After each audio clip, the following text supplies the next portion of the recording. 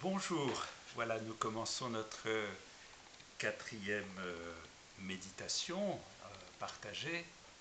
Alors je pensais à un livre d'André Louf, qui a été le père abbé du Mont des Cats dans le Nord, c'est une abbaye trappistine, qui est mort il y a quelques années, et qui avait écrit un très beau livre sur la prière, Seigneur, apprends-nous à prier. Également un livre que j'aime beaucoup, qui s'appelle Au gré de sa grâce, donc des propos également sur la prière et sur la vie spirituelle d'André Louf. Et à la page 67, il dit ceci: la plupart d'entre nous sommes inquiets, même désemparés, sitôt que de manière plus ou moins brutale, notre faiblesse nous apparaît. Quelques-uns prennent même la fuite. Il faut déjà avoir une certaine expérience de l'amour de Dieu pour oser demeurer dans sa faiblesse. Oser demeurer dans sa faiblesse. Voilà, actuellement, bien dans cette période de confinement et d'angoisse pour beaucoup, nous continuons à penser, à prier pour tous ceux qui sont malades, pour tous ceux qui sont dans des circonstances très difficiles, à essayer de donner des soins aux malades. Nous pensons à toutes les familles en grave difficulté. Eh bien, comment se réconcilier avec sa faiblesse? Et que faire? Voilà, quand les jours passent, au début, quand on est confiné, peut-être qu'on se dit je vais ranger, il y a du rangement en retard, ou j'en profiter pour me reposer. Et puis, évidemment, la perspective de jours qui se succèdent aux jours. Comment faire pour habiter cette fragilité dans laquelle nous sommes? Que faire? Alors, c'est une question, le que faire, qui, dans l'Évangile, se pose aussi.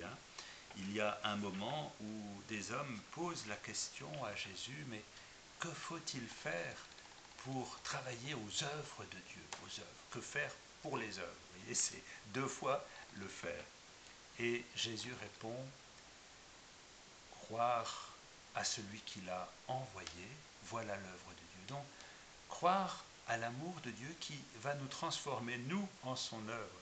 C'est-à-dire que si nous nous laissons rejoindre par cet amour, des chemins nouveaux peuvent s'ouvrir, c'est-à-dire une imagination nouvelle de ce que peut être notre vie, et peut-être des périodes comme celle-ci sont pour chacun et collectivement une opportunité aussi de réinventer l'avenir, notre avenir et l'avenir de tous, sur de nouvelles bases. Donc croire à celui qui nous a envoyés, c'est aussi se laisser inspirer par l'Esprit pour pouvoir inventer du nouveau.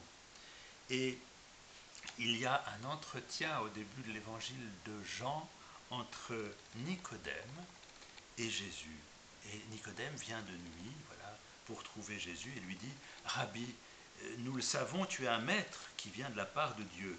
Personne ne peut accomplir les signes que tu accomplis si Dieu n'est avec lui.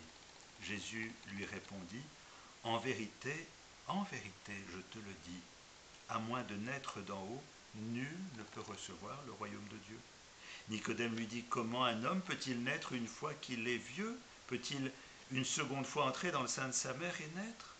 Jésus répondit: en vérité, je te le dis, à moins de naître d'eau et d'esprit, nul ne peut entrer dans le royaume de Dieu. Naître d'eau et d'esprit. C'est-à-dire revoir vraiment le fondement de notre vie et se plonger dans cet amour pour demander au Seigneur: viens Seigneur habiter peut-être le vide dans lequel je me sens, pour me donner d'inventer à nouveau ma vie avec toi, pour renaître. C'est une chance qui nous est donnée à chaque instant, renaître à chaque jour de notre vie, comme si c'était le premier jour. Mais pour ça, eh bien, il faut accepter de se laisser aimer par Dieu. Et c'est un combat aussi de se laisser aimer fragile. On aimerait bien être fort, se laisser aimer fragile. Et Pierre va se débattre dans le chapitre 13 de le même évangile de Jean. Jésus qui veut laver les pieds de Pierre, et Pierre qui lui dit: tu ne me laveras pas les pieds. Non, jamais. Jésus lui répondit: si je ne te lave pas les pieds, tu n'auras pas de part avec moi. Voilà, se laisser laver les pieds, c'est se laisser aimer, c'est croire à celui qui nous aime, le laisser nous rejoindre dans notre faiblesse, dans notre fragilité, pour inventer des jours nouveaux, avec sa présence, avec son amour qui ne saurait nous manquer